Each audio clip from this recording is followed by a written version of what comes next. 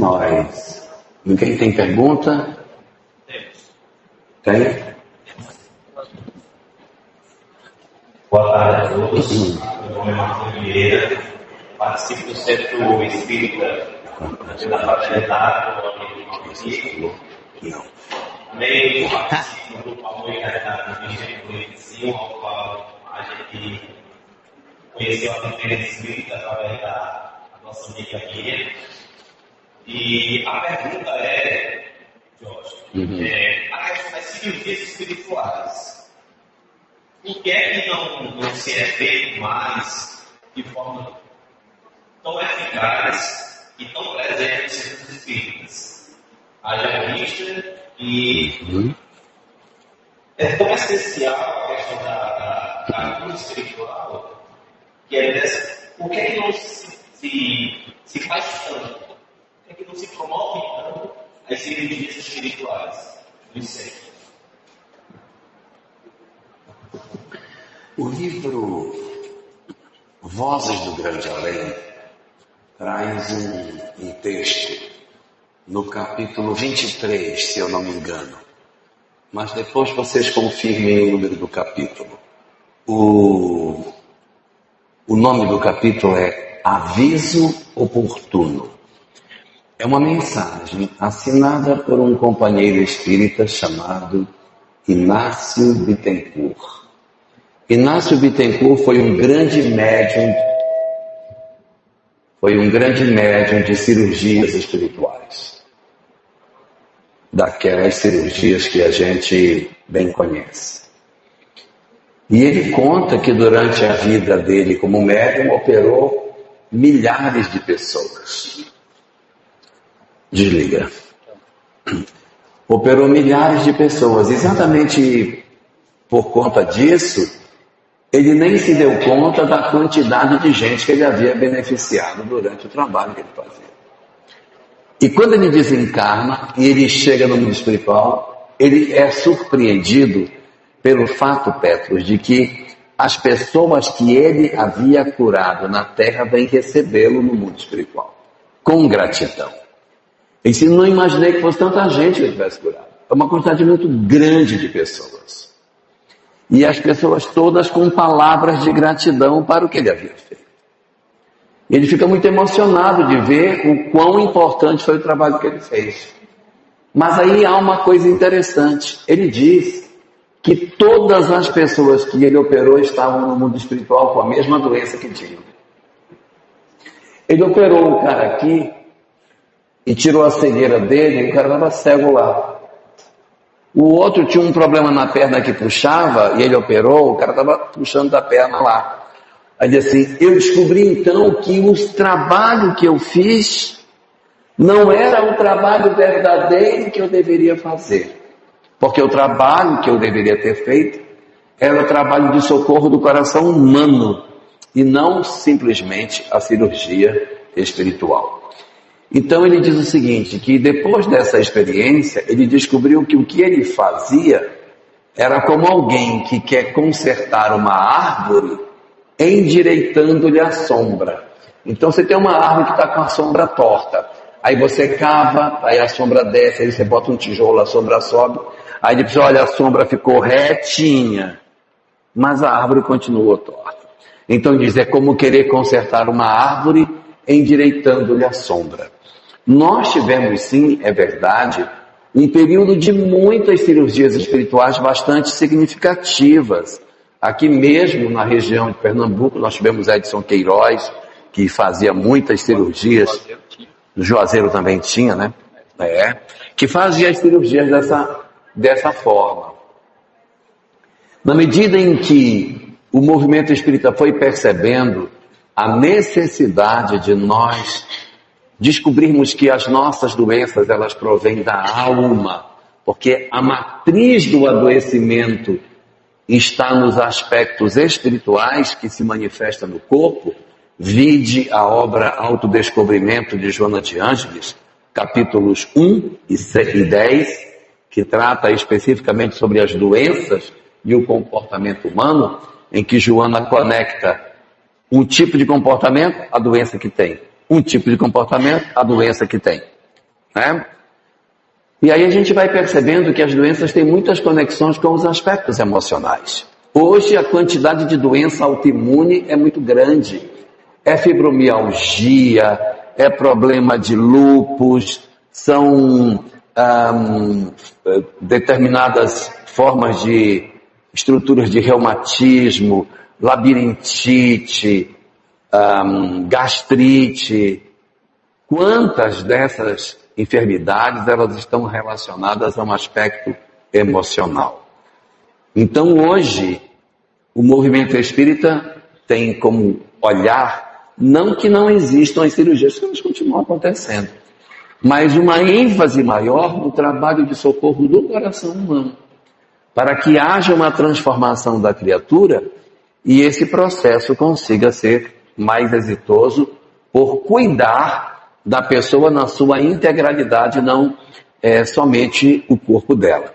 Nós temos, sim, alguns trabalhos dessa ordem, mas das casas espíritas do Brasil, onde existe uma atividade chamada atendimento espiritual, que é uma tarefa que tem o passe, água fluidificada, atendimento fraterno pelo diálogo, a palestra, a reunião mediúnica e todo aquele aparato que a gente desenvolve nas nossas instituições, mesmo que não haja o corte físico, que não haja alguém para literalmente operar uma pessoa, é incontável o número de curas que a gente tem obtido de pessoas que vão na casa espírita. Vocês devem ter relatos dessa natureza, de pessoas que estavam adoecidas. Você tem, Rocha, de pessoas doentes que ficaram curadas, né? A gente estava até gravando com Rocha antes alguns casos interessantes que a instituição dela promove e que são situações que nos remetem à importância do curar do indivíduo, da mudança do comportamento para uma libertação definitiva.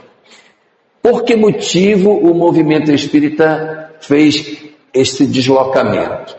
O primeiro é por conta da necessidade de atender o espírito.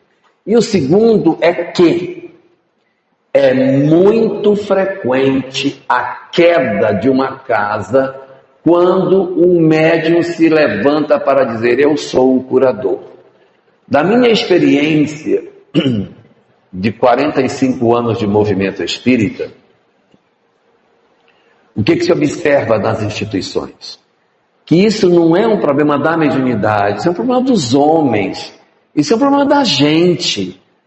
Aparece um médium que opera, que corta, que tira um tumor. No dia seguinte, a casa espírita está lotada de gente que não vem atrás do evangelho, não vem atrás dos aspectos esclarecedores da doutrina, mas querem apenas a cirurgia para se livrar do seu problema, esquecendo que, na verdade, a alma é o grande promovedor dos nossos adoecimentos. Então, o médium, quando ele se apresenta dessa forma, é muito comum, não estou dizendo que seja sempre, a casa se voltar para ele. Os grupos de estudo fecham, os grupos de evangelização minguam, as palestras desaparecem e tudo fica em volta do chamado médium forte da casa. Não demora muito, tem fila, tem senha para ser atendido e existem pessoas que vendem vaga na fila. Não estou dizendo que seja o médium, mas os espertos vão para a fila de madrugada e depois dizem: a senhora está precisando mais do que eu vou deixar minha vaga para a senhora e vou voltar para a minha cidade, porque eu vim, coitadinho, lá de Juazeiro, tenho que pegar meu ônibus agora para eu voltar. Se a senhora tiver o do meu ônibus, eu lhe agradeço, porque eu vim para me operar, mas a senhora está pior que eu vou ceder minha vaga. Aí ele, usa a senha dele, vende e ganha o dinheiro. Então, há pessoas que fazem isso, há pessoas que pedem dinheiro: olha, o médium está precisando da minha casa, não tem como você conseguir dar uma contribuição dos R$100. O médium nem sabe, mas as pessoas estão pedindo em nome dele. Então, a quantidade de exposições que nós corremos é muito grande. Então, nesses tempos onde tudo se filma, tudo se vigia, tudo se publica, qualquer movimento em falso a internet está publicando, o movimento espírita faz o quê?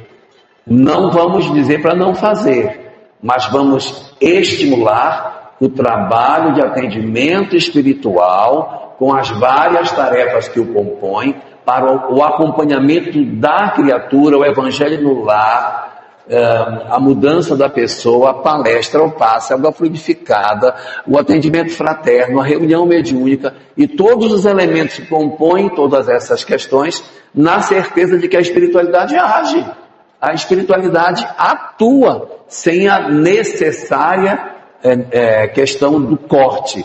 Temos vários centros espíritas hoje que promovem até cirurgia sem corte nenhum, sem a necessidade de você expor a essa circunstância. Então é mais por estes sentidos que o trabalho hoje tem essa característica, mas eles não estão proibidos.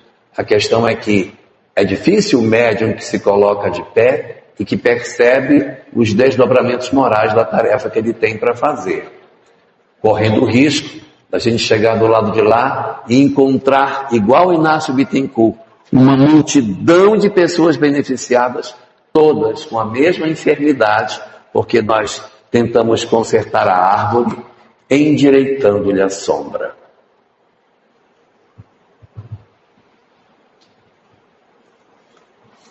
Petros. Quando eu cheguei, eu desliguei lá, estava dando Estava coisando. Era isso aí mesmo. Boa tarde. Meu nome é Sidney, sou da cidade de Milagres, da Seara Espírita Cristã. E minha pergunta, eu acho que também para ver qual a sua opinião, Jorge. Atualmente, com a inteligência artificial, que está assim, tomando conta de muitos setores, né? Nós temos visto muitos fake news. A gente vê muito na internet uma mensagem de Chico Xavier, que para quem realmente estuda a doutrina, você vê e identifica que aquela mensagem realmente não foi de fato proferida por ele. E eu queria saber, Jorge, a sua opinião em relação a essa proliferação na internet, do que é bom, porque a gente sabe que tem muito conteúdo, inclusive muitas pessoas lhe seguem e conhecem à distância através de seus vídeos, né, do primeiro fogo. E se existe, na sua opinião, algo que nós, enquanto casa espírita, poderíamos também estar fazendo para não deixar que esse fake news acabe vindo a apertar o coração das pessoas e voltando a fome. Principalmente as psicografias. A gente vê que, às vezes, um famoso desencarna e 30 dias depois de desencarna, tem alguém dizendo que recebeu uma psicografia. É isso.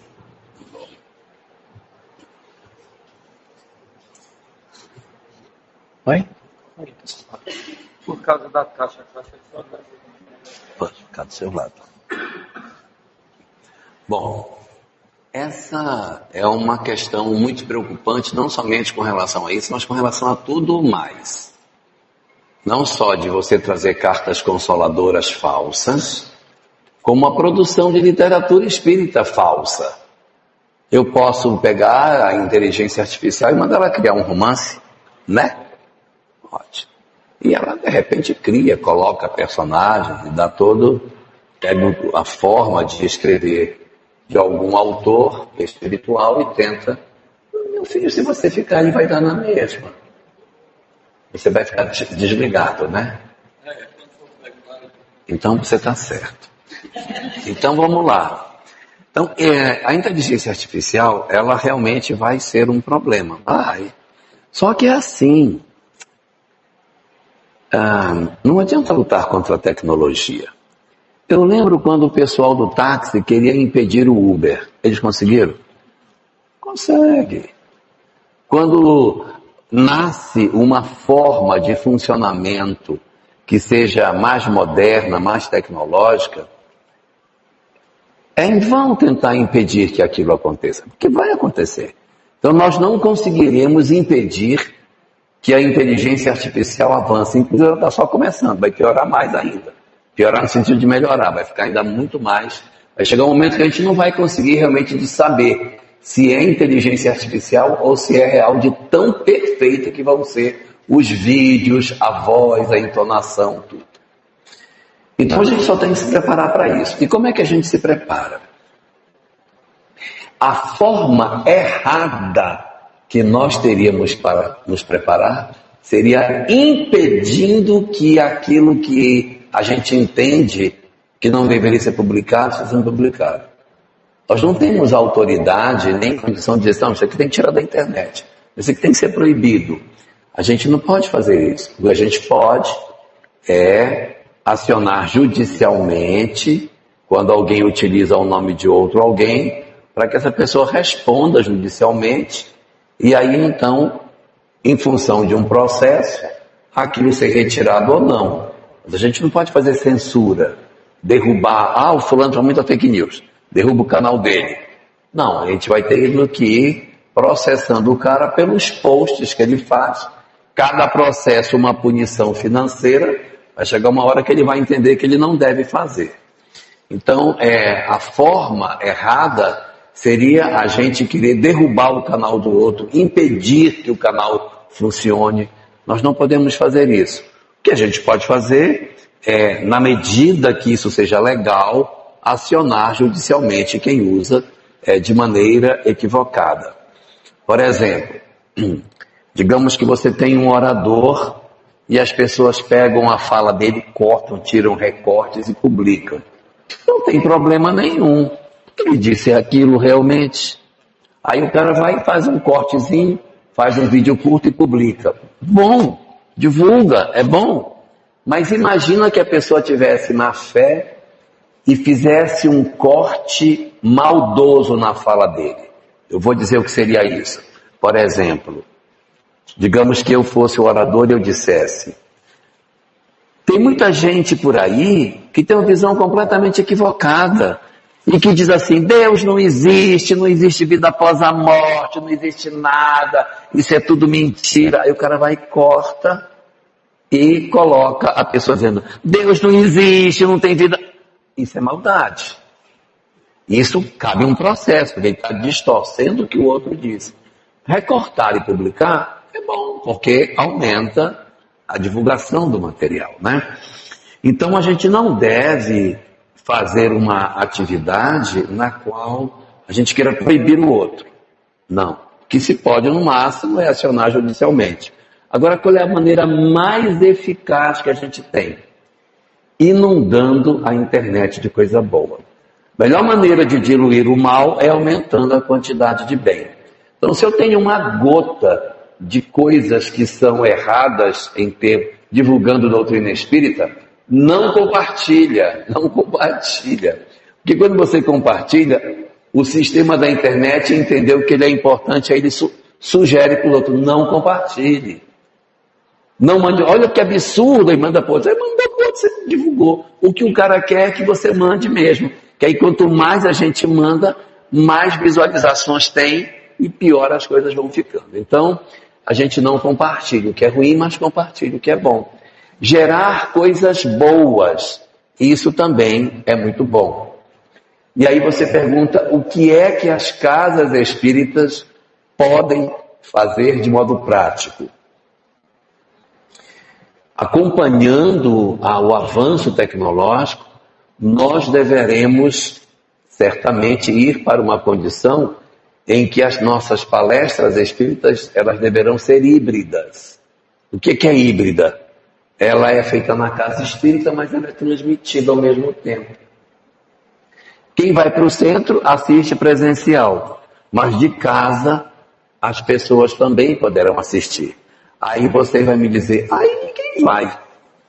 Se já não filmando, já não vão, aí se filmar é que acabou mesmo. Sabe o que é verdade? É possível realmente que a gente tenha uma redução. Mas e as pessoas que estarão assistindo de casa e que não podem vir para o centro? Você pesou esse pessoal também? Porque eu posso dar para você 5 públicos diferentes, bota aí para mim. 5 públicos, é que eu só tenho uma mão. 5 públicos diferentes que são atingidos quando você faz uma live. Primeiro grupo atingido, os acamados. Imagina as pessoas que são cegas, cadeirantes, estão num pós-operatório, estão muito velhinhas, só pode ir se alguém levar. Oi?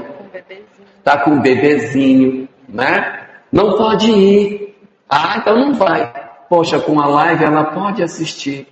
Então tudo bem, teve um pessoal que não foi, mas ela pode ser atendida. Segundo, os impedidos pela família. Às vezes o marido está doido para ir no centro espírita, a mulher não vai. Só depois que você colocar o meu jantar. Aí ele tem que colocar o jantar para ela, lavar a louça, ajeitar tudo. Quando termina a palestra já acabou. Aí o bichinho não foi para o centro. No dia seguinte ele quer ir, ele não pode, porque ela não deixa. Só depois que você fizer o almoço, lavar a roupa, lavar a louça, fazer tudo. Então se ele tiver um celular com um fone de ouvido, ele põe o fone de ouvido, ele está fazendo o almoço, limpando casa, varrendo, levando o menino na escola. Né? Enquanto a esposa está trabalhando lá fora de casa, ele está lá cuidando das coisas. Então, os impedidos pela família também podem. Eu cuido de uma mãe que está acamada. Não posso ir. Então eu vou resolver. Terceiro, tem uma galera doida para ir no centro espírita, mas não vai porque tem medo. Que o espírito pule no pescoço dela. Mas pela live ela vai. Então esse é um terceiro grupo que também vai se beneficiar da palestra híbrida. Quarto grupo, os que participam de outras religiões. O cara é doido para saber o que é que o Espiritismo fala do Apocalipse. Ele é doido para saber. Mas ele não pode ir lá, Priscila. Ele não pode ir porque... Ele não... Como é que ele vai entrar no Centro Espírita para assistir a palestra? Ele está vendo lá seminário sobre Apocalipse. Vai ir lá, não pode. Não pode ir. Mas pela internet ele pode. Então eu vou ter condição de receber esse material pela internet. E tem o quinto grupo. O quinto grupo é o grupo daqueles que participam de uma casa, que o palestrante é ruim, que o tema é horroroso, tá certo? E a palestra também é num horário que ele não pode ir. Então, eles estão.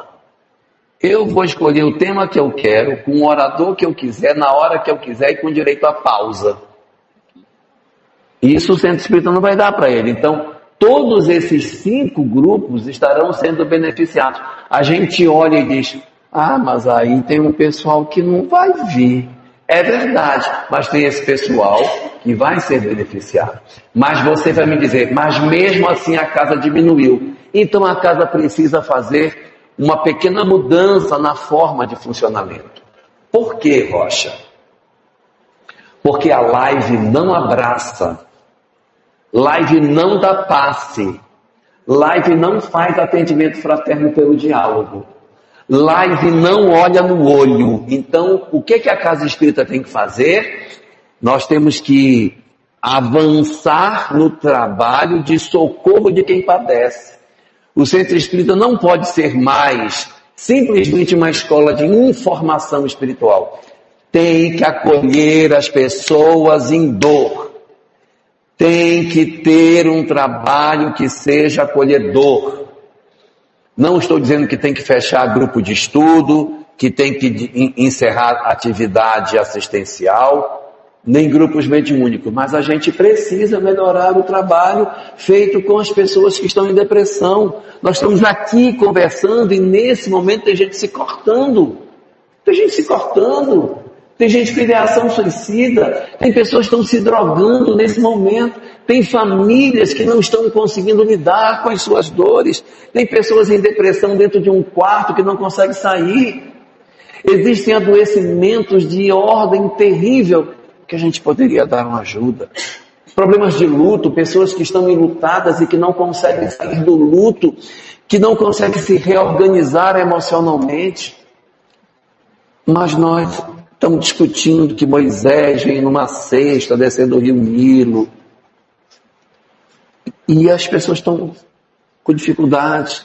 Aí tem outro grupo ali discutindo se Paulo de Tarso caiu de um camelo, se caiu de um cavalo. Quero lá saber se foi camelo, se foi cavalo. A gente tem que se preocupar com as pessoas. Então, diante da IA, o que as casas espíritas podem fazer? Inundar a internet de coisa boa. Ao invés de impedir a coisa ruim, vamos diluir o mal no imenso bem. Então a gente publicando as nossas palestras, publicando os nossos estudos, fazendo coisas de qualidade, melhorando a maneira de nós funcionarmos, bota uma câmera no centro espírita para transmitir pelo YouTube, bota um computadorzinho meia boca para transmitir pela internet. Se não tiver coragem, filma no celular, filma, transmite depois, mas bota um tripé, é barato, um tripézinho de R$50, bota o celular, filma e depois publica, pronto, não precisa nem se preocupar, depois você vai dar os cortezinhos, tira o pedacinho que não quer, que às vezes a gente faz bobagem, joga microfone na mesa, então aí a gente cuida disso. Agora, não tem como impedir a IA de avançar. As cartas consoladoras, elas serão sempre uma preocupação no movimento. E eu digo para vocês o que é que eu uso, para avaliar um trabalho de carta consoladora. A minha medida é, pediu ficha, eu estou fora. Carta consoladora, qual é o seu nome? Qual é o nome do seu filho? Morreu de quê? Acidente de moto? Qual a data? Tá, então vamos levar. Se me pedirem qualquer informação para que eu entregue para uma carta consoladora, eu já estou desconfiando do trabalho. Porque se é verdade que o telefone toca de lá para cá, quem está tocando o telefone sabe seu nome e sabe seu endereço. Então, os verdadeiros trabalhos de carta consoladora não pedem ficha. Se o cara faz, desconfie. Tem que ser absolutamente sem saber nada sobre quem está ali. Aí, realmente, o trabalho é bom. Tá bem? Meu Deus, acho que tinha menos quando botaram mais. Ai, aquela água ali. Vai ser outro.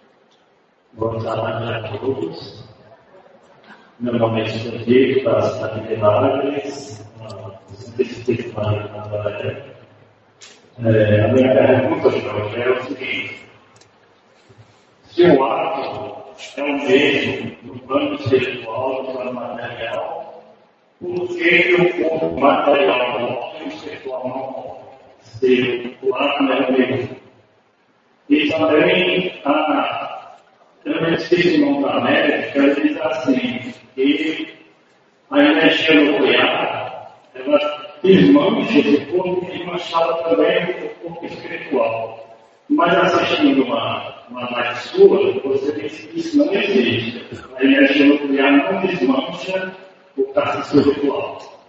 Então, quero que você explique aí por que o céu, se o ato é o mesmo, porque ele funciona do jeito e o outro lado funciona do jeito.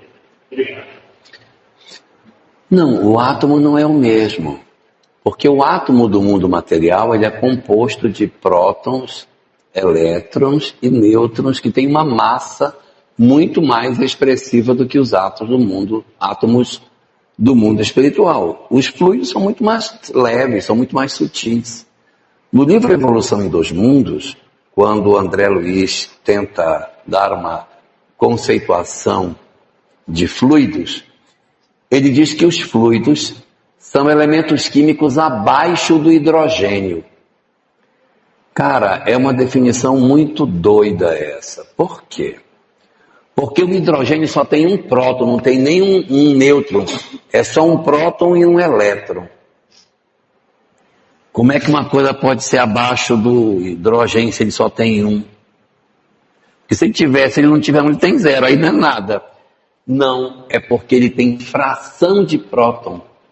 E tem um pedacinho de próton. Então, são matérias muito mais leves do que o próprio hidrogênio, com uma tabela periódica própria, uma estequiometria própria. Então, são elementos químicos que a gente ainda não conhece, mas que, na medida em que a ciência for avançando, ela vai começar a descrever a tabela periódica dos elementos químicos que compõem aquilo que sejam os fluidos.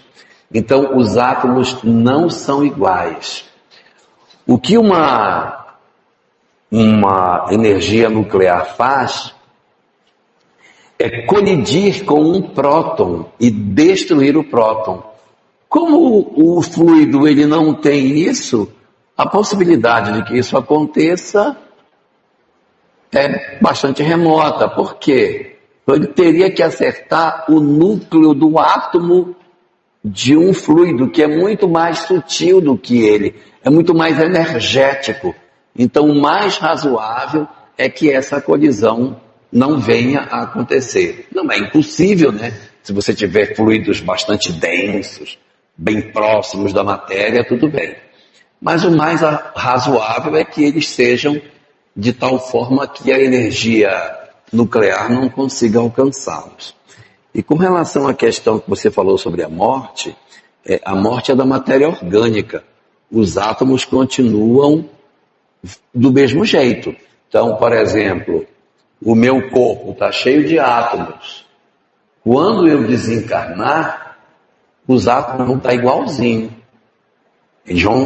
Quem vai se decompor é a matéria, mas os átomos que compõem o corpo que eu uso, eles não vão se desintegrar e não vão morrer. Vai continuar os átomos de carbono, de cloro, de cálcio, de fosfato, de fósforo que tem no corpo que eu uso, eles vão continuar do mesmo jeitinho que eles são. Parte vai ser absorvido, vai ter uma reação química com a terra. Legal, né? Falar desse negócio. E aí, mas o átomo em si vai continuar do mesmo jeito. Porque, segundo Lavoisier, nada se cria, nada se perde, mas tudo se transforma. Bom.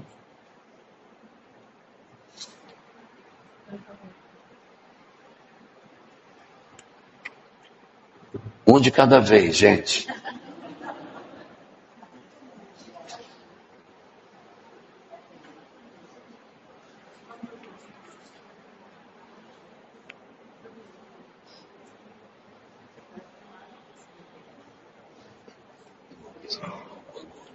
Por parte daquele espírita de Jesus e desculpe, eu gostaria de João colocasse um pouco a respeito dessa palavra espírita cresce muito a relação da espiritualidade, eu sei que veio com a luz de vários campos, mas a gente vê muito a casa espírita aqui no Evangelho e aquela mensagem que Jesus trouxe, que eles comentassem um pouco, que parece que não está vivendo, né? Espíritas amáveis, espíritas instruídos. Só muito bem. Nós encontramos no livro Obras Póstumas um texto de Kardec chamado Projeto 1868. E nesse texto Kardec fala uma série de coisas sobre como ele achava que as casas espíritas deveriam funcionar. Então ele diz assim: a casa espírita não pode ser luxuosa, porque se ela for luxuosa, ela vai constranger quem é pobre. Mas ela também não pode ser tão miserável, tudo quebrado, feio, como se estivesse num estado de penúria. Ela tem que ser mais ou menos, tudo ajeitadinho, sem luxo, mas ajeitadinho, para que as pessoas se sintam confortáveis. E lá ele diz isso que você também estava comentando logo no começo. Ele diz que as casas espíritas, tanto quanto seja possível, não sejam grandes. Que as casas não sejam grandes. E ele dá uma medida. Na medida em que nós não sabemos mais o nome das pessoas que vêm na casa, está na hora dela repensar. Eu nem conheço o nome dos trabalhadores. Ô meninazinha, você do cabelo azul, vem cá. Não dá para ser assim. A gente tem que ter nome nas nossas instituições. A instituição ela tem que ser capaz de identificar. Quando cresce demais, a gente precisa dar uma olhadinha no que está acontecendo. Às vezes o trabalho cresce, fica gigantesco, porque tem muito apelo mediúnico, que as pessoas vão muito atrás da mediunidade, aí cresce pra caramba. Mas se a casa espírita cresce sem mediunidade, sem a entrega de muita coisa mediúnica, as pessoas estão indo atrás do conhecimento espiritual. Isso é muito bom. Então uma casa, quando ela cresce muito, ela deve dar filhos. Esses filhos, via de regra, eles devem ser nos locais de periferia. Então, aqui é a casa onde todo mundo estuda, Ninha. Aqui é onde a gente estuda. Aí o grupo cresceu. Gente, vamos fazer um grupo lá no bairro tal? Vai criar um núcleo assistencial no bairro. Cria um núcleo assistencial no outro. Vai criando núcleos assistenciais, mas a gente continua estudando juntos. Mas eu tenho tentáculos de trabalho para que todo mundo possa trabalhar. Não faz sentido assim, não tem lugar para você trabalhar aqui não, porque as vagas de trabalho estão tudo ocupado. Então abre outro. Ainda vou dizer mais. Trabalhos de atendimento espiritual, Rocha, que você atende muita gente que vem com depressão, com isso, com aquilo, pense na possibilidade de usá-lo no trabalho assistencial. Não, mas ele não é trabalhador espírita, é para ele curar da depressão. Diga assim, venha sábado ajudar a gente a fazer farnel. Ele não precisa conhecer doutrina espírita para enfiar um saco de arroz dentro de um saco grande de cesta básica. Então, venha ajudar a cortar a cebola. Então você integra a pessoa. Não para que ele venha fazer a palestra, não é isso, mas leva o cara para ele conhecer o trabalho essencial e se comprometer. Às vezes ele diz assim, não, eu posso me ajudar. Eu posso me fazer. Semana que vem eu trago até um pouco de tal coisa para dividir. Ele vê as crianças, ele vê o trabalho. Isso faz um bem danado. A melhor coisa para curar a depressão é a pessoa se sentir útil. E o trabalho assistencial é um excelente instrumento. Então, quando a casa ela cria núcleos que saem dela por esse motivo, isso é muito bom. Às vezes a casa também pode criar um novo núcleo de estudo, também é bom. Eu tenho uma casa espírita nesse bairro, a casa cresceu e agora a casa espírita criou um outro núcleo, não é assistencial, é de estudo mesmo, no outro lugar. Só que é bom que isso aconteça por amor. E não porque a gente brigou. Não porque o nosso ego foi maior do que nós. O que acontece com uma certa frequência no movimento espírita? Tem um grupo, surge uma liderança dentro do grupo, essa liderança ela não é ouvida, ou essa liderança é uma liderança muito polêmica, ela quer implantar uma prática de trabalho diferente, e como ela quer implantar uma prática de trabalho diferente, acontece um estranhamento entre as pessoas. Não, vou sair, vou criar um outro grupo que lá eu faço o que eu quero. Aí, vá para lá. Então você tem de repente o surgimento de um outro grupo que vai desenvolver um outro trabalho. E aqui, aproveitar para fazer um comentário, que a gente não pode ter a crença de que só o Espiritismo salva a gente. Então, se eu não me sinto bem dentro do Espiritismo, saia.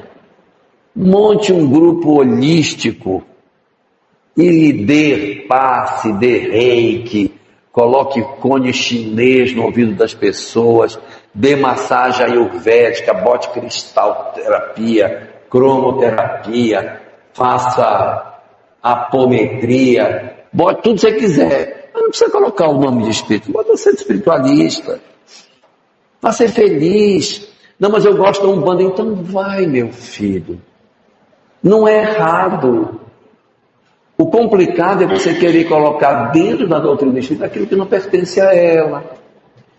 Quem foi que disse, mas fulano está num culto afro, não vai se salvar? Quem disse, pelo amor de Deus? Não, porque o fulano ele participa de uma casa espírita onde os médios vão tudo de branco e é descalço para poder fazer contato com a terra. Não vai se salvar. Quem disse? Deixa fazer. Mas na medida em que isso não seja uma prática espírita, é melhor para nós, tira o espírita do nome da casa, tira o nome de espírita. Coloca centro holístico, sei lá o que, amor e fraternidade. Ponha, porque aí ninguém vai ficar perturbando, pegando no seu pé. E se você quiser estudar Kardec lá, estude, que ninguém vai pegar no seu pé. Não, mas é porque nós somos do culto afro, não pode. Pode, estude. Em Rondônia, por exemplo, tem uma prática muito comum, não sei se aqui para cá tem, que é o pessoal do chá do Mariri. Como chama aqui? Da ayahuasca. Gente, como tem lá, igual farmácia, cada esquina tem um. Mas eles são centro beneficente, sabe? E eles não misturam. E eles estudam Kardec, tá? E eu já fui dar palestra lá.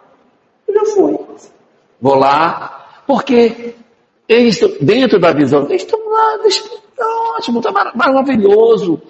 Ninguém está forçando, mas não pode. Eles vão ser livres, vão fazer o que quiser, ninguém vai pegar no pé de ninguém. Então, se você não está bem, liberte-se. Liberte-se. Vá ser feliz, porque a vida é curta. Do que ficar forçando, não, mas eu quero o espiritismo do meu modo, aí fica forçando. Solta. Então, o ideal é que as casas espíritas se formem, porque ela cresceu, entendeu-se que está grande, e por uma harmonia a casa criou. Mas às vezes não é por isso, é porque brigam. E por que a gente briga?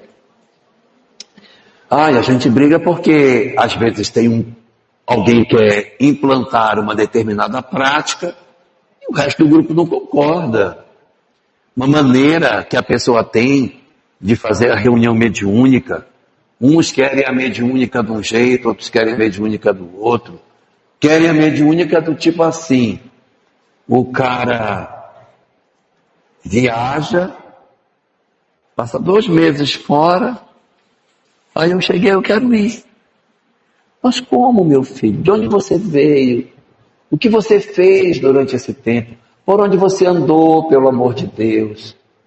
Quais foram as práticas que você teve? Porque às vezes a pessoa não estava presente, porque foi para um congresso, foi para uma atividade espírita, ou seja, não se desconectou do trabalho. Mas às vezes a gente joga uma bomba ninja, aí faz aquela fumaça e o cara desaparece. Quando a fumaça some, o cara não existe mais. Aí passa 2, 3 meses desaparecido. Ou a gente de repente quer ter uma forma de prática da nossa vida que colide frontalmente com a proposta que a doutrina espírita tem. O cara diz, não, eu quero ser médico, mas eu quero continuar tendo a mesma vida promíscua que eu tinha. Não dá, colega. Não dá. Ou você se organiza ou você vai ter companhias muito ruins. Por que às vezes a gente fala na doutrina espírita que a pessoa, quando ela bebe, ou ela tem promiscuidade, ela deve rever o seu pensamento na prática da mediunidade? A gente procura o livro Missionários da Luz, capítulo 3. Nesse livro tem uma reunião mediúnica que só tem 3 médiuns. Está lascada. Tem 3 médiuns nessa reunião mediúnica. Um deles chega bêbado na reunião. Ele não é que ele bêbado. Ele foi bêbado para a reunião. Ele está embriagado dando passividade. O segundo é uma mulher, ela tem problema de gula. Ela come desesperadamente.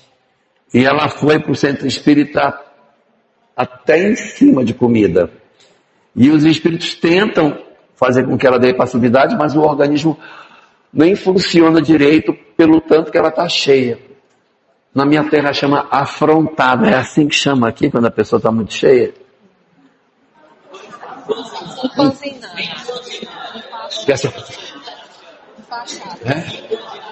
Lá diz, nossa, pronto, chega tua afrontada, chega não consegue nem respirar de tão cheio que está.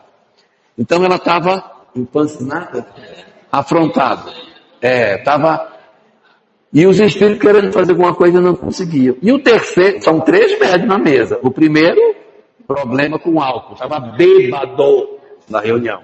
A segunda, comeu barbaridade, foi para a reunião com o bucho na goela. E o terceiro, os obsessores estavam do outro lado da rua esperando a reunião acabar para se conectar nele, porque quando ele entrou no centro, desconectou. Eles eram 2 entidades que ele tinha ganho de umas idas que ele fez no prostíbulo.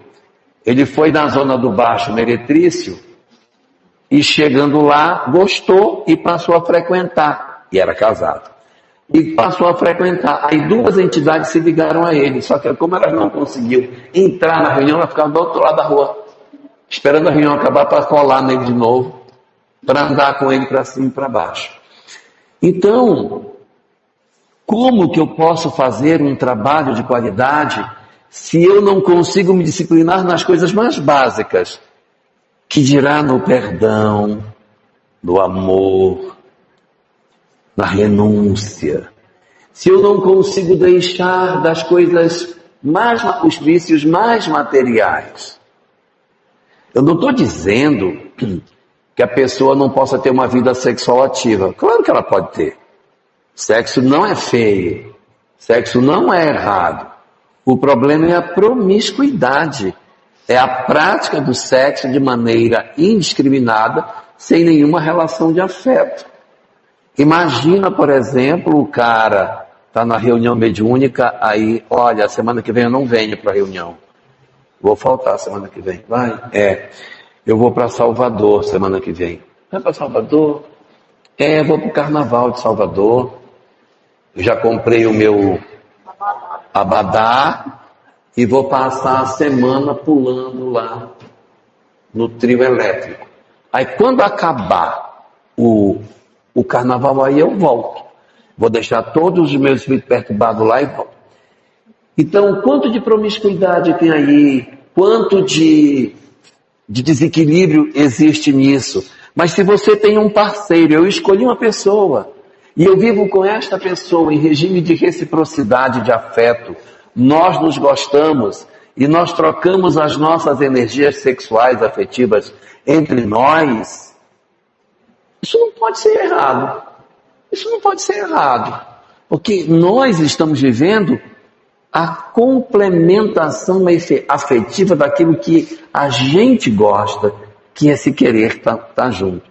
Agora, se eu tenho 2, 3, 5, 10 parceiros, eu vou para um carnaval, numa mesma noite, eu beijo 40 pessoas, aí o negócio está ficando meio complicado. Então não dá para a gente ter uma vida dentro de uma casa espírita tentando manter uma coerência se a gente está muito fora do padrão. Agora, se a gente está fora, isso não é motivo também para a gente se desesperar, tá? Está fora, começa a colocar para dentro. Existe uma mensagem de Joana de Ângeles, o nome da mensagem é o mesmo nome de um livro dela, tem um livro chamado de Filomeno, Sexo e Obsessão. Essa mensagem também chama-se Sexo e Obsessão. E nessa mensagem, Joana diz assim: se você já deu 10 passos na direção do erro, para. Já deu 10, para. E tenta fazer o caminho de volta. Dá para voltar. Se você tem dúvida se a sua conduta é certa ou errada, aconselhe-se com as pessoas, de preferência com os mais velhos. Isso Joana diz nesta mensagem, em que ela nos alerta sobre as questões da conduta diante da sexualidade. Já errou muito? Já errou. Não adianta você ficar se chicoteando, se mordendo. Já errei. Então agora eu vou fazer um caminho de volta. Vou iniciar um processo de retorno. Observar os sites que a gente visita, sabe? As conversas que a gente tem, as práticas sexuais que a gente possui, para a gente ir tendo um ponto de equilíbrio, de redução disso. Se o nosso problema é como o médium lá, o outro, que era do álcool, a mesma coisa. Presta atenção. O álcool é fuga, gente. O sexo desregrado é fuga. Por que eu tenho que ter tanto parceiro? É fuga. Então descubra do que você está fugindo. Você está bebendo por quê? É fuga. Então analisa por que você precisa fugir. Do que você foge. Para que você se reorganize. Isso é muito importante. E se for como o terceiro médium lá, que é o que come muito, come menos, pelo amor de Deus. Come menos. Às vezes a gente vê muito no movimento espírita falar, porque pode comer carne, né? Você tem que só comer folha. Pode comer animal. E eu estou tanto tempo no movimento espírita que as coisas já até mudaram nesse tempo. Quando eu era assim, menino pequeno, tipo a Priscila, as pessoas diziam assim, eu não como carne. Aí as pessoas diziam, você não come carne? Por que você não come? Aí a resposta que dava a Priscila era assim, eu não como carne. Porque o animal quando morre, ele joga um fluido na carne. Quando você come aquela carne com o fluido do animal, você come o fluido dele, do medo, da raiva, e aquilo vai fazer mal para você. Então por isso que eu não como, porque a carne do animal, com aquelas energias, vão me prejudicar. Entenderam o raciocínio? Qual é a preocupação com o animal? Nenhuma. Estou preocupado comigo. Eu já sou tão velho que o movimento espírita até já mudou o discurso. Quando você pergunta, por que você não come carne? Aí o cara diz que é crueldade com o animal. Eu até acho gostoso, mas não é legal. Que quando eu mastigo um pedaço de carne, o bicho morreu. Aí você diz, eu não consigo largar de comer carne. Você não consegue largar? Não consigo. Então come um pedaço de carne menor. Quer comer a carne? Come. Em vez de comer um bifão, come um bifinho. Come um bichinho. Vai diminuindo a quantidade. Descobre que salada também tem gosto, pelo amor de Deus. Então a gente começar a fazer isso é muito bom. E há uma regra de etiqueta que é muito boa. A gente nunca levanta da mesa quando está com o estômago cheio, quando está afrontado, quando está empanzinado. Você tem que sair da mesa sempre com um pouquinho de fome. Essa é a técnica. Comeu na hora de levantar, porque senão a gente acaba se viciando em comer. E isso não é legal. Resultado. As nossas instituições, elas podem, quando crescem, se dividir. É plenamente possível. O que a gente tem que tomar cuidado é para que essa divisão não seja por briga. E principalmente quando esta briga seja porque a gente quer implantar na casa uma conduta que colide com aquilo que a doutrina espírita coloca. Então preste atenção antes de brigar. Preste atenção antes de dissentir, para ver se você realmente está correto. Evangelho segundo o Espiritismo, capítulo 20, item 4.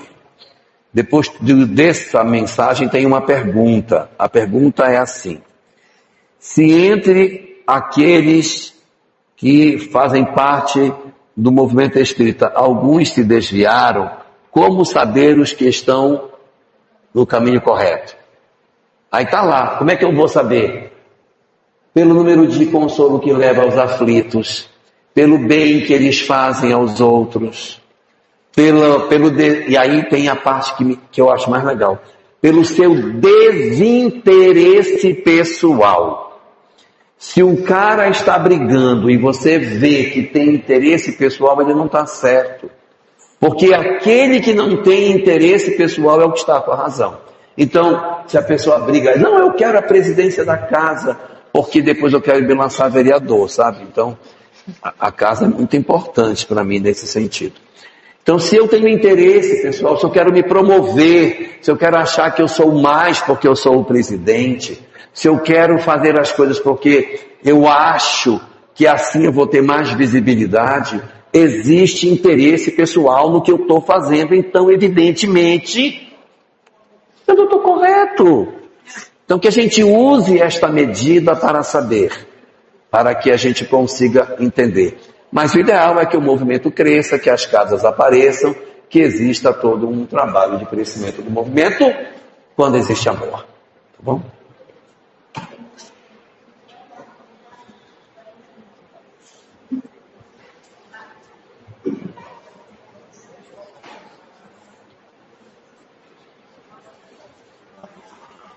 Eu pensei que era o microfone. Fez assim. Boa tarde. Boa tarde. Eu sou Miriam. Sou Miriam. Miriam.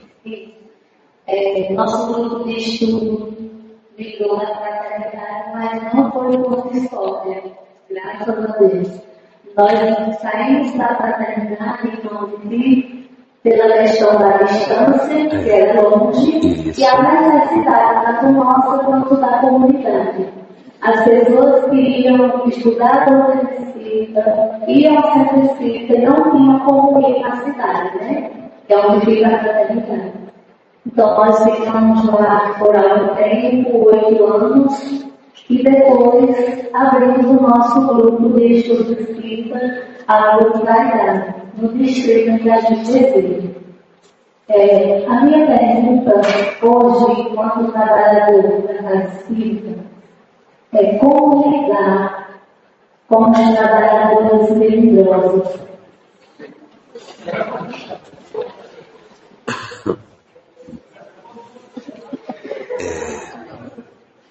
Eu vou responder, mas antes eu quero fazer um comentário sobre uma coisa que é para todo mundo. Digamos que vocês queiram abrir um centro espírita numa determinada cidade. Como é que a gente começa? Você sabe como é que começa centro espírita? Por exemplo, quero abrir um centro espírita numa cidade que não tem espírita. Cidade aí, nossa, que a gente tem vontade de ter um centro espírita e quer abrir. Vocês sabem como é que faz? Você promove na cidade que você quer abrir o centro, uma feira de livro espírita na praça. Não é para vender. É só para descobrir quem é espírita na cidade. Você bota na praça, fica ali 3 dias. Aí vem um cara, livro dos espíritos? Aí tem. Eu estava querendo. Eu estou aqui na cidade, já moro aqui, tem 5 anos, eu vim de São Paulo, participava de um centro. Você quer me dar seu número? Aí você pega o nome dele. Aí você vai pegando o nome das pessoas que vão comprando. E depois você monta um evangelho no lar com aquele grupo de pessoas. Esse evangelho no lar, formado pelas que se apresentaram na feira do livro, vão ser o embrião do centro que a gente vai formar. Ok? É só uma dica de como é que a gente faz quando a gente quer começar e não sabe por onde. Feira do livro, tá bom? Bom, trabalhadores melindrosos. O problema do melindre, ele é um problema da criatura humana. Então a gente precisa, de alguma forma, imaginar o que é que a gente pode fazer para combater o melindre.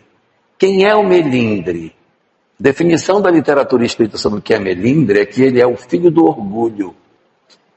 Então, como é que eu combato o melindre? Combatendo o orgulho. Como eu combato o orgulho? Estudo e prática. Se eu tenho um grupo mediúnico numa casa e esse grupo mediúnico não estuda, não tenha dúvida, o grupo vai ter problema de melindre. Porque é o estudo que vai levar ao evangelho, Júlio, que você vai sentar e você vai dizer, olha essa parte, isso é importante. Mas se eu tenho na casa espírita um grupo só mediúnico, esse pessoal só vem na casa para a mediúnica e não se envolve com mais nada, se muito com a tarefa de assistência, mas estudar eu não quero. Quando ele recebe uma mensagem e alguém diz assim, essa mensagem não é do espírito que você disse que é. Você está duvidando de mim?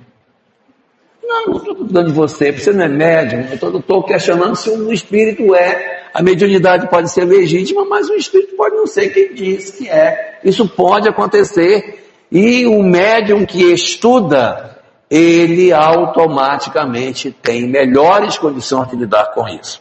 Então, Miriam, qual é a minha sugestão?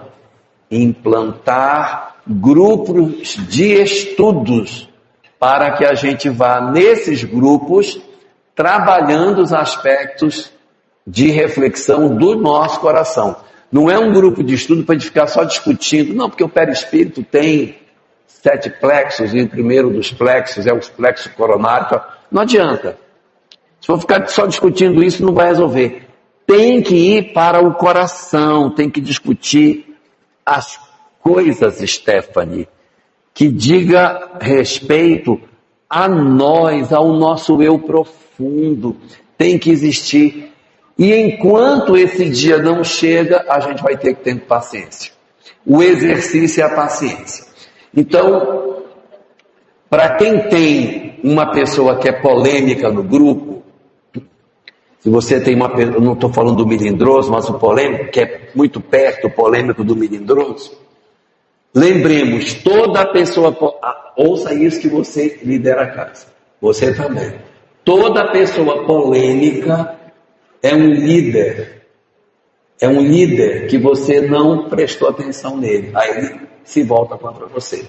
Eu tenho aqui um grupo, todo mundo aqui é tranquilo, todo mundo é cordato. Se entrou um cara e ele ficou polêmico, ele é líder. E em algum momento ele deu uma ideia e você disse, não, isso aí não tem nada a ver. Aí ele ficou com raiva e agora ele bate. E o que o polêmico faz num grupo? Ele gosta de colocar as ideias e olhar a reação das outras pessoas. Quando as pessoas fazem assim com a cabeça, ele diz, esse concorda comigo. Pois ele vai dividir seu grupo em 2. Porque ele vai nas pessoas que concordam com ele e vai dizer, tá vendo como ele é autoritário? Ele é autoritário. E ele vai, ele vai rachar o grupo. Então, se for possível, porque às vezes não dá, porque o polêmico é muito, muito complicadinho, mas se ele não for muito complicado, compõe com ele. Deixa com que ele exerça um pouco de liderança para furar a bolha. Porque se você disser, esse cara é polêmico, pisa na goela dele, aí você está morto. Que aí quanto mais você pisa, mais ele se volta. Já o melindroso é aquele que você questionou uma mensagem, se o autor da mensagem era ele mesmo, ele já não vem mais para o grupo mediúnico. Não quero vir mais, não acredito em mim. Ele deu uma sugestão e a pessoa não acolheu, aí ele já ficou com raiva. Ele se magoa porque ele deu uma ideia e ninguém acolheu. Esse problema não está na casa, esse problema é do indivíduo, é da pessoa, é da raiz da personalidade dele. E ele vai precisar de muitas reflexões para que ele aprenda a dizer, eu não posso ser assim. Enquanto isso não acontecer, as pessoas melindrosas continuarão criando dificuldade para o trabalho que a gente realiza. Por quê? Porque eles não suportam ser questionados, não suportam ser contrariados, tem uma dificuldade muito grande de lidar com frustração. Se não quer também, não vou fazer. Então, se a pessoa diz, não corta a batata assim, corta assim. Você que sabe, então pega e corta. Vai e corta, eu não vou cortar mais. Isso é orgulho, o melindre é filho do orgulho. E é para a gente também ver, nós temos que também olhar, meu Deus, quantas vezes eu me aborreço e largo as coisas, pois então agora também não vou fazer. A gente tem que mudar, não é só o que é melindroso, nós também. É por isso que o estudo é tão importante na instituição, Miriam, porque ele vai permitir com que isso aconteça. Se você tem um grupo mediúnico que não estuda, você vai ter problema até esse grupo desencarnar. Vai ter jeito. Não vai ter jeito. Aí, às vezes, vocês aqui têm casas que são antigas, tem casas antigas aqui, não tem? Aqui é tudo novinho, mas no Cariri lá tem. Uma beleza lá. Casa de 80 anos. Tem o Manel fechou recentemente, que ele mudou de 1955. 55. Mas era junto com a outra casa. Era junto com a outra casa. Casas no mesmo espaço. Eram duas casas no mesmo espaço. Aí eles dividiram, mas permaneceram no mesmo espaço, que era um cria do outro. Um era cria do outro no mesmo espaço. Mas como é que Emanuel desencarnou, né? Bem novinho, 102 anos de idade. A primeira casa espírita do Cariri. Aí resolveram por bem juntar e ficarem com só. Tudo bem. Mas assim, aonde você tem casas antigas, isso é mais difícil. Porque o presidente fundou, passou para o filho, que passou para o neto. A casa tem dono. Então tem práticas mediúnicas que são do dono do centro espírita.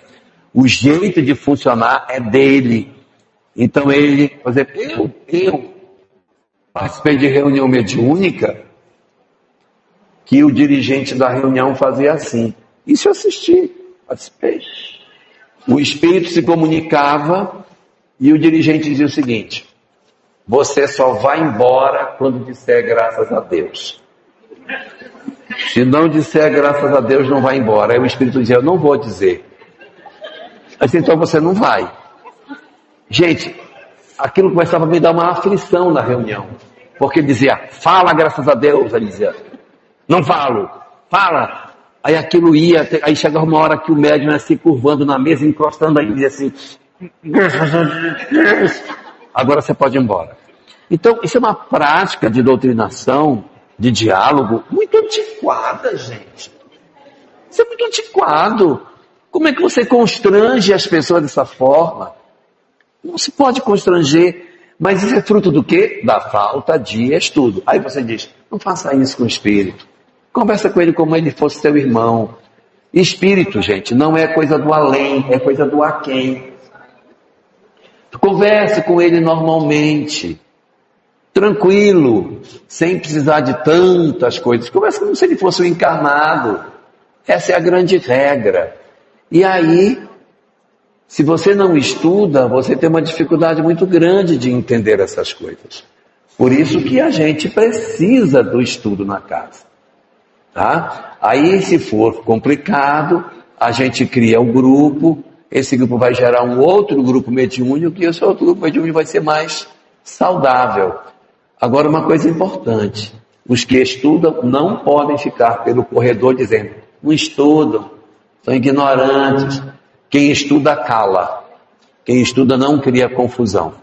Faz o seu trabalho silencioso. Um dia esse pessoal vai desencarnar e a gente vai naturalmente assumir os postos de liderança. Mas se você brigar e sair da casa, aí você nunca vai fazer, a casa vai ficar sempre do mesmo jeito.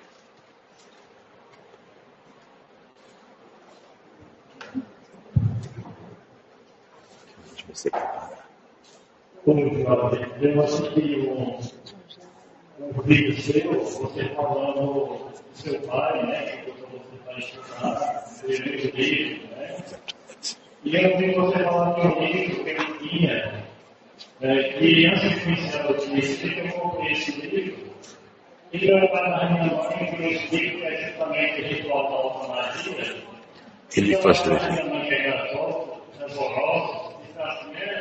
Nós estamos escutando você no caminho certo, você tem que lugar errado. Aí quando você falou comigo, eu lembrei que e é muito bom.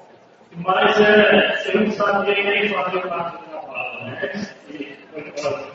E aí, justamente eu pensei, mas não chegou naquela parte ritual, né? Que fazer ritual da praga. Aí eu vou pensar assim: eu não aconselho você para ficar isso aqui.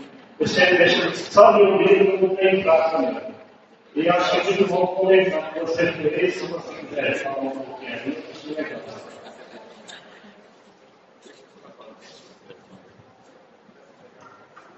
São tem livros que Jorge depois nós vamos trazer do carro, para a gente quiser, ele vai voltar a falar. Ok? Só uma dúvida. Esse livro, eu considero que ele foi muito importante na minha vida, o fato de eu não ter lido. Porque ele é um livro muito místico, falando de coisas espirituais extremamente ligadas ao misticismo judaico. Estuda-se muitas coisas que estão presentes na Cabala. E é provável que, essa é a minha conclusão que eu tiro, que se eu tivesse lido, eu talvez nem fosse espírita, eu tivesse enveredado pelo caminho da Cabala, buscando uma sinagoga para estudar, e não teria chegado no espiritismo. O fato de eu não ter estudado fez com que eu continuasse na busca de um conhecimento espiritual e tivesse chegado numa casa espírita, onde eu encontrei inclusive Alberto Almeida, que era o coordenador da juventude. Nessa época ele era mais velho que eu, agora ele não é mais, mas ele era mais velho 7 anos que eu. Hoje eu devo ser uns 20 mais velho que ele, mas ele já foi mais velho que eu nessa época. Ele tinha 24 e eu tinha 17. Hoje ele deve ter uns 70 e eu já estou com uns 100 e pouco já, então já não tenho mais a mesma idade de antes. Mas ele foi um livro que meu pai tinha muitos livros sobre isso, e o não ler foi muito importante para a minha vida, porque é um livro muito doido, tem muita coisa lá dentro assim, que você lê, nossa, que coisa incrível. Tem muita sabedoria, mas também tem umas coisas assim, muito místicas lá dentro. E a parte do ritual, da prática também, que tem lá dentro. Mas são coisas, diga. Dentro do movimento espírita, tem pessoas que olham só Kardec. Esquecem de André Luiz.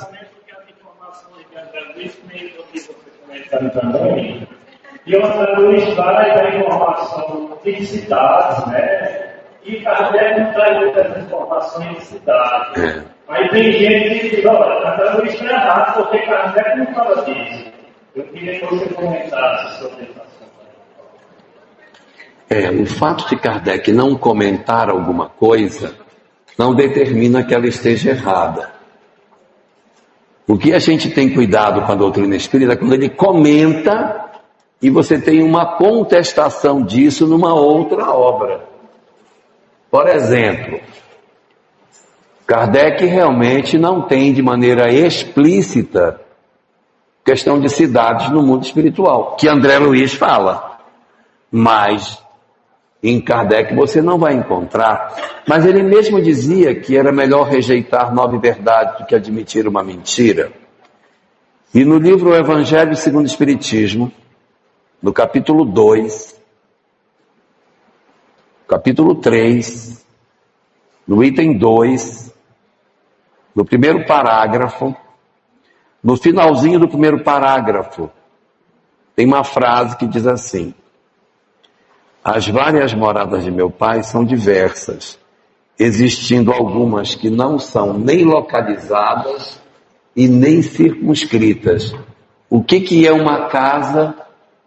Gonçalo, meu filho, é você?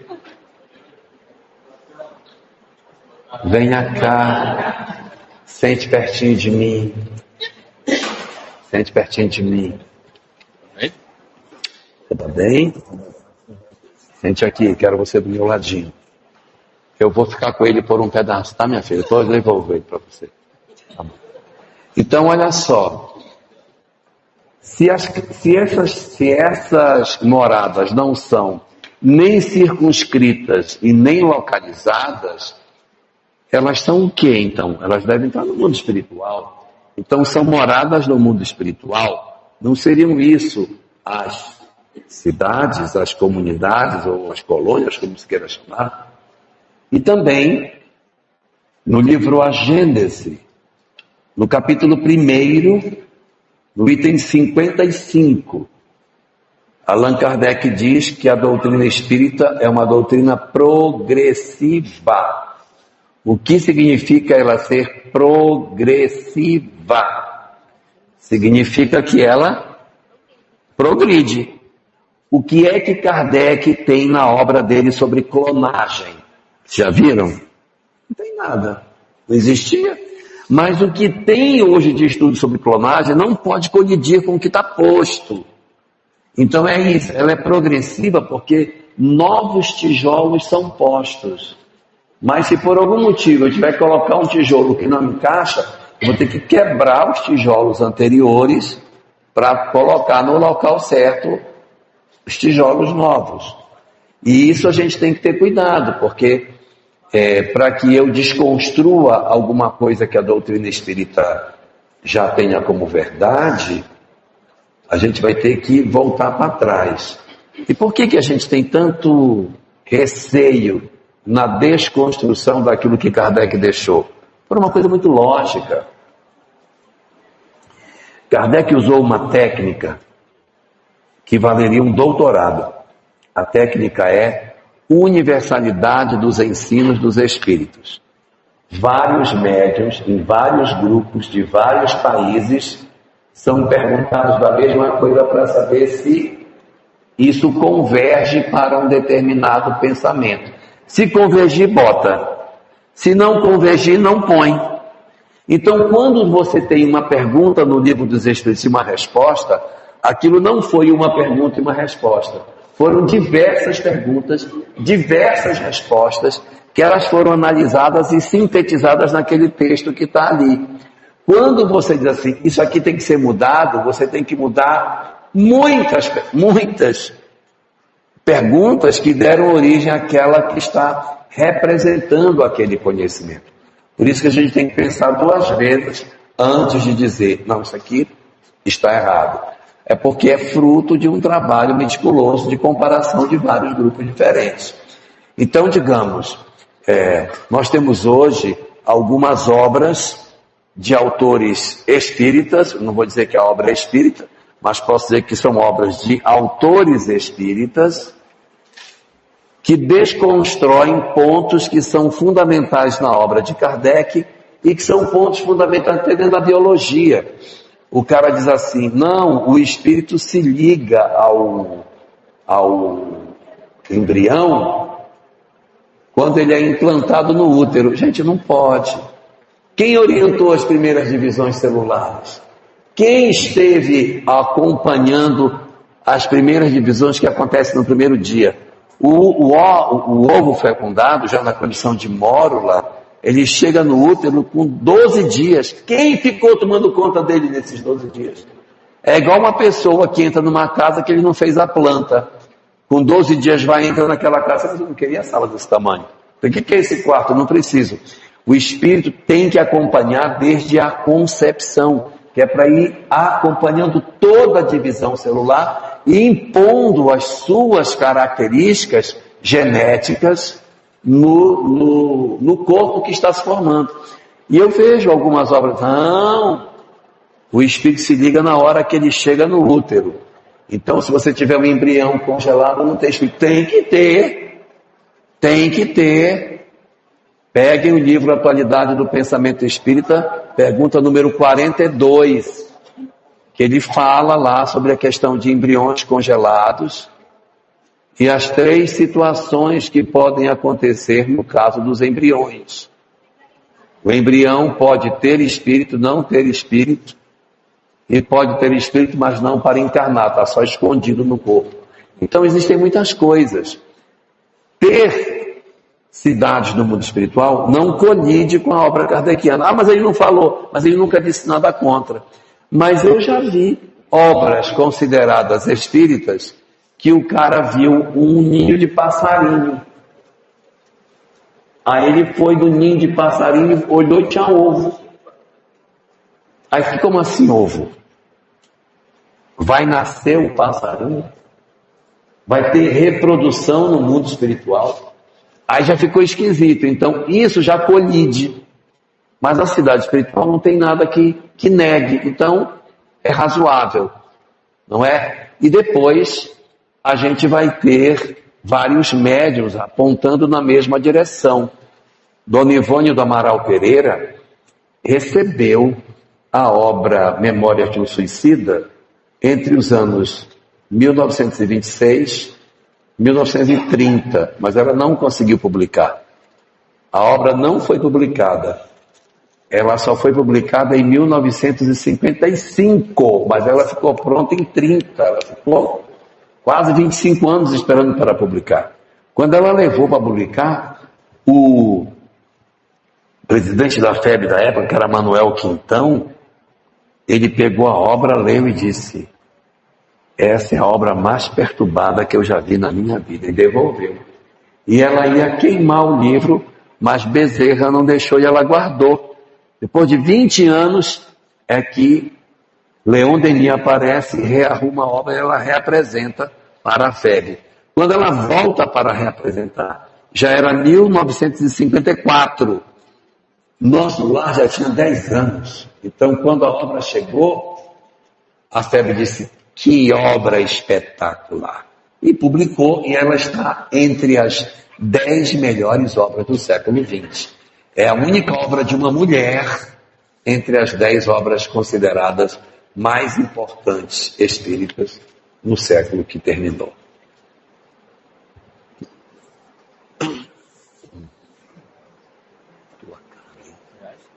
Pelo amor de Deus. Olá, boa tarde. Que ano vai ser a palestra? 7. Tá bom. Eles vão ter tempo de se esticar? Deixa eu perguntar para vocês. Nós vamos ter uma palestra às 7 horas da noite. Vocês querem que a nossa conversa vá até que horas? Para que a gente possa falar às 7.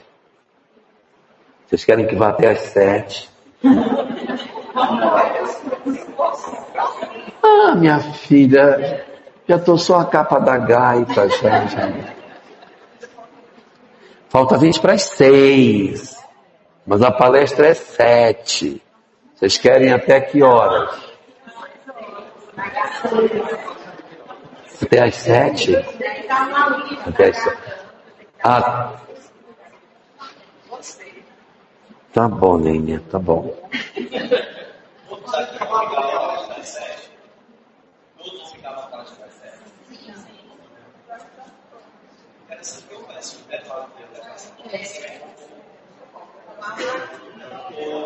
É? Vou me deitar nesse chão ainda. Então, pode aproveitar terminando às 6, para quem quiser já fazer uma filinha para fazer autógrafo por livro, que a gente vai fazer antes e depois. Não tem descanso. Bom, então tá. Ok. Nós vamos então até às 6. Aí às 6 horas a gente tem um café ali. Só também. É que eu vi tanta movimento naquela mesa que eu pensei que tinha... Hã? Mas tá bom. Vamos lá. Próxima. Olá, meu nome é Camila. Eu também sou espírita orientada. A pergunta é: como lidar com os nossos familiares? Eu vivi um meio onde a minha família era bem mais difícil. E são pessoas boas. Entre eles, meu pai, meu irmão e a aliás,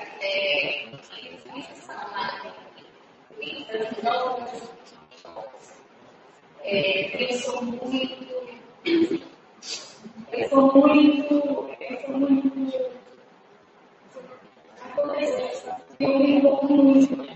eu gostaria de saber se eu não me envolver tanto para não atrapalhar também na minha evolução. Lá em casa sou eu que eu tenho muito amor com ele, e para um pouco na minha evolução dos meus estudos, porque eu sinto muito no meu coração a todo eles. Vocês, pessoas boas, e também ficar na caminho mesmo aos 100 anos, gostaria também de saber se tem algo também a ver com obsessão e como não conversão. Tamires, eu acho que você está errada, minha filha. Quem foi que disse que é para você sentir menos? é para você sentir mais. Quando nós temos familiares difíceis, nós não devemos entender que o nosso papel é nos desvencilharmos deles. Ao contrário, o nosso papel é estarmos próximos deles. Talvez a gente se equivoque quando a gente deseja que eles mudem. E a grande chave está em aceitar o outro do jeito que o outro é. Existe um conceito dentro do budismo que é muito interessante e que nós, dentro do cristianismo, usamos esta palavra, mas nós usamos esta palavra com um sentido diferente. A gente usa essa palavra com uma outra definição. A palavra se chama compaixão. Como é que um cristão entende a palavra compaixão? Pena, piedade, misericórdia. Coitado dele, tem compaixão dele, coitadinho. O budismo usa essa mesma palavra compaixão, mas com um sentido diferente. Compaixão budista é olhar para o outro e dizer: ele não tem condição de dar mais do que isso. É isso que ele consegue dar. Então, é isso que ele consegue dar? Então é isso que ele consegue dar. É assim que meu irmão é. Ele tem problema com droga. Mas ele é meu irmão. O meu pai bebe. Mas ele é meu pai. Eu não tenho que querer um parente perfeito, um irmão perfeito para que eu possa amar, porque a gente não nasceu para viver em família de propaganda de margarina. Na propaganda de margarina que é todo mundo feliz, sorridente, passando margarina no pão. Isso não é o nosso caso. As nossas famílias são reais. Só para tu ver dele. Nossas famílias são reais. Nossa mãe é real, ela tem problema, ela briga, ela se aborrece, grita. Ela xinga. Mas é a minha mãe. E eu tenho que aprender a amar aquilo que é imperfeito. Quando a gente entra numa família que tem algum tipo de dificuldade de comportamento, de repente nós estamos ali, Tamires, para sermos o arrimo daquela família. Não para que eu consiga tirar meu irmão da droga, tirar minha mãe da depressão, tirar meu pai do alcoolismo. Talvez eu consiga até melhorar. Mas talvez não. Mas eu preciso exercitar a minha capacidade de amar, de entender. E eu chamaria aqui um exemplo disso que eu estou comentando com você, que está no livro Boa Nova. É o capítulo chamado Joana de Cusa.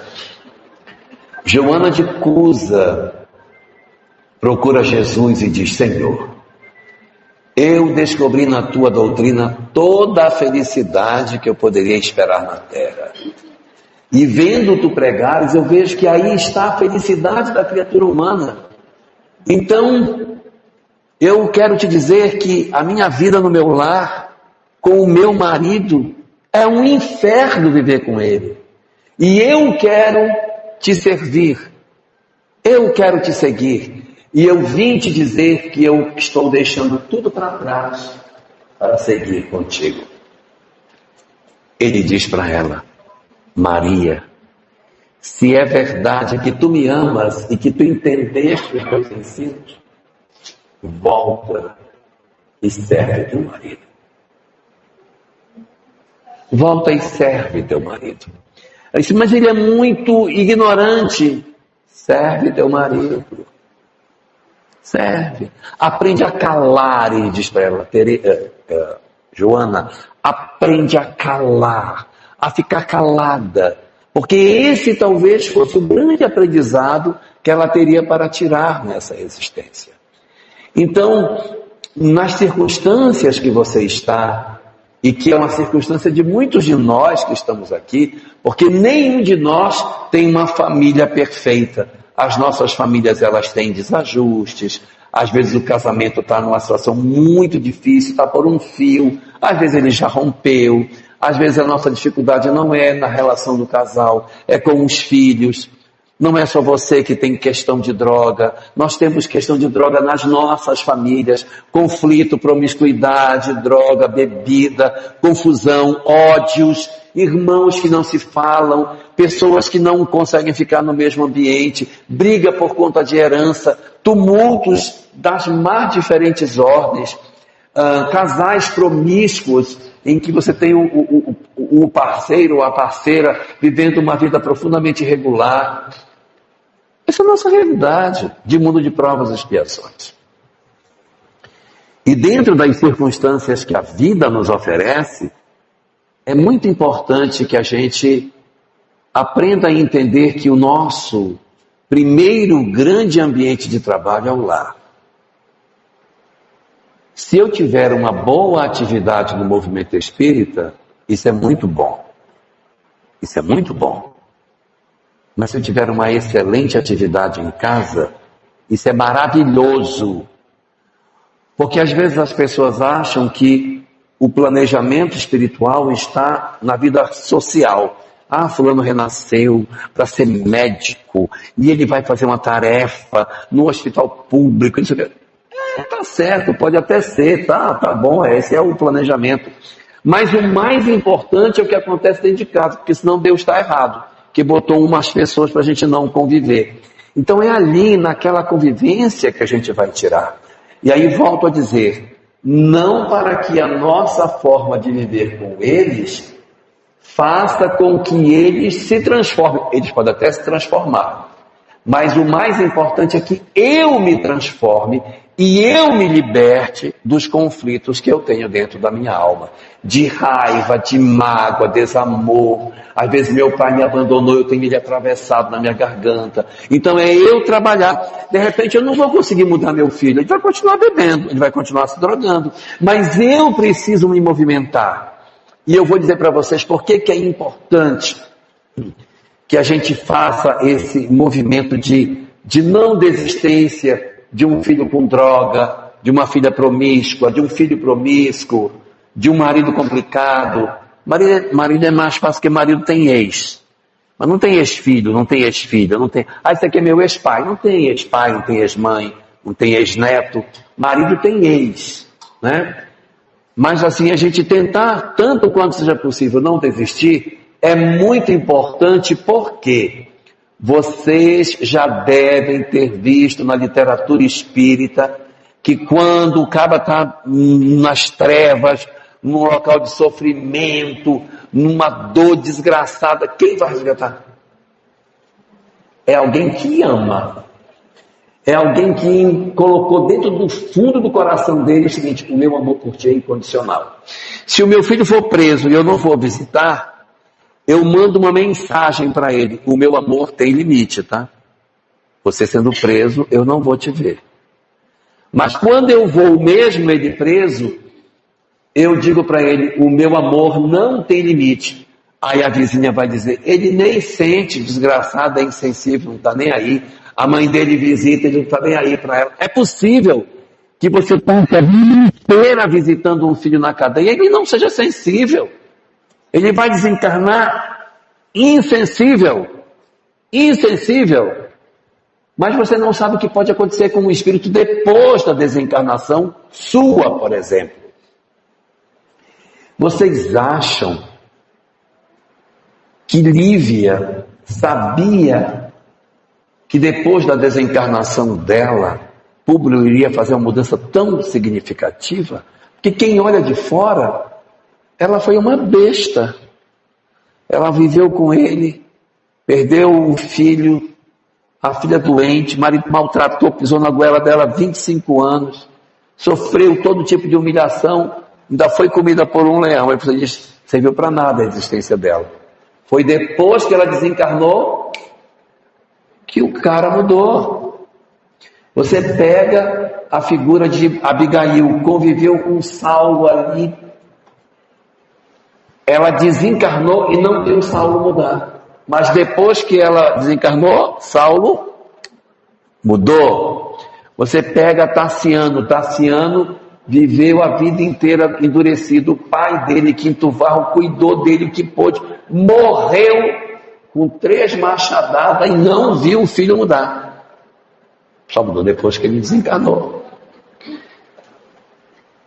Alcione sofreu terrivelmente quando ela desencarna ali na cadeia, que o Carlos percebe que foi ele que foi o culpado. Aí a gente também não sabe porque o livro acabou, não sei se ele mudou.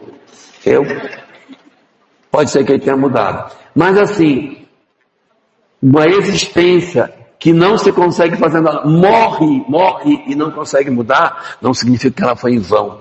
Porque está inoculado na pessoa que alguém me ama incondicionalmente. Então, no mundo espiritual, quando a gente tiver a chance de poder fazer alguma coisa, quem pode buscar?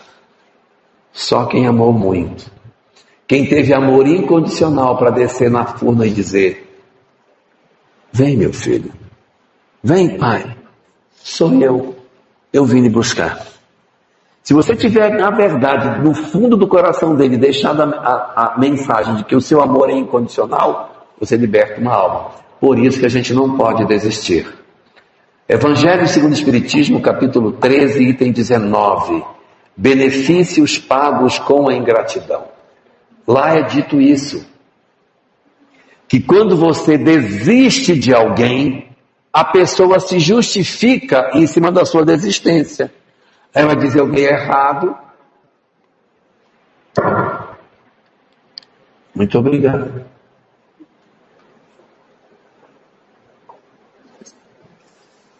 Eu dei errado porque minha mãe mesmo me abandonou. Minha mãe não acreditou em mim. Por isso que eu dei errado. Mas se a minha mãe não me abandonou, até o final, quando ele percebe assim, eu dei errado, por quê? Por causa de mim.